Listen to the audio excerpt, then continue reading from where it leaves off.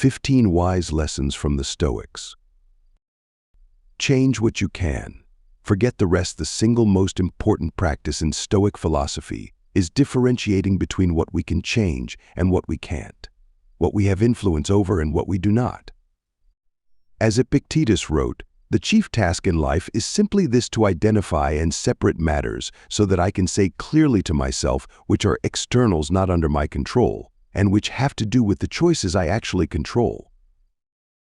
Start living this is one of Seneca's most memorable quips. You are afraid of dying. But come now, how is this life of yours anything but death? Our fear of dying often begs the question, to protect what exactly? For a lot of people, the answer is hours of television, gossiping, gorging, wasting potential, reporting to a boring job, and on and on and on. Today, start living.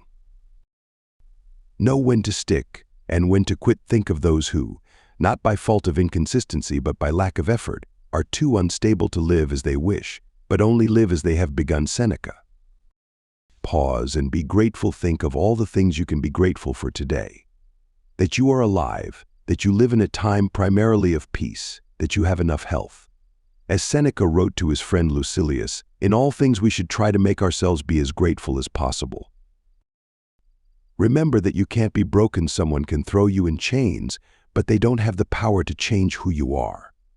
Even under the worst torture and cruelties that humans can inflict on one another, our power over our own mind and our power to make our own decisions can't be broken. As Epictetus has said, you can bind up my leg, but not even Zeus has the power to break my freedom of choice.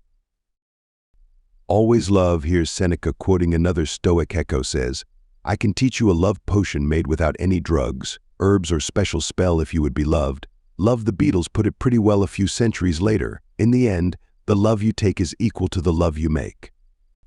Not just in politics, not just in tolerance, but in our personal lives. There is almost no situation in which hatred helps.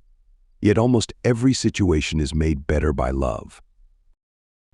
Don't burn the candle on both ends. Seneca wrote in his essay on tranquility of mind that the mind must be given relaxation. It will rise improved and sharper after a good break. The mind is a muscle, and like the rest, it can be strained, overworked, even injured. Our physical health is also worn down by overcommitment, a lack of rest, and bad habits. Remember, life is a long haul. Are you going to be able to handle the difficult moments if you've burned the candle at both ends? Dig deep within yourself, dig deep within yourself, for there is a fountain of goodness ever ready to flow if you will keep digging. Marcus Aurelius. Be kind. Most rudeness, meanness, and cruelty are a mask for deep-seated weakness. Kindness in these situations is only possible for people of great strength. You have that strength. Use it. As Marcus Aurelius put it, for what can even the most malicious person do if you keep showing kindness and, if given the chance, you gently point out where they went wrong right as they are trying to harm you? See the bigger picture. The Emperor Marcus Aurelius wrote to himself to think of the whole universe of matter and how small your share. The Earth, as far as science tells us, is some 4.5 billion years old and shows no sign of ending soon. Our time on the Earth, on the other hand, will be what? Several decades maybe? Consider this the next time you feel self-important, or like everything rises and falls on what you do next. It doesn't. You're just one person among many, doing your best among many.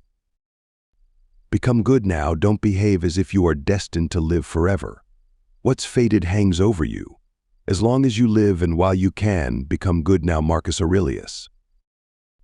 You choose the outcome. Epictetus once told his students he was sent to prison, but the observation he has suffered evil is an addition coming from you. An event itself is objective. How we describe it, that it was unfair, or it's a great calamity, or that they did it on purpose, is on us. Be a force for good in your life. It's not enough to just not do evil. You must also be a force for good in the world, as best you can. As Marcus Aurelius wrote, often injustice lies in what you aren't doing, not only in what you are doing. Love your fate. Don't seek for everything to happen as you wish it would, but rather wish that everything happens as it actually will. Then your life will flow well, Epictetus said. Instead of simply accepting what happens, the Stoics urge us to actually enjoy what has happened, whatever it is. Nietzsche, many centuries later, coined the perfect expression to capture this idea, amor fati, a love of fate. It's not just accepting, it's loving everything that happens.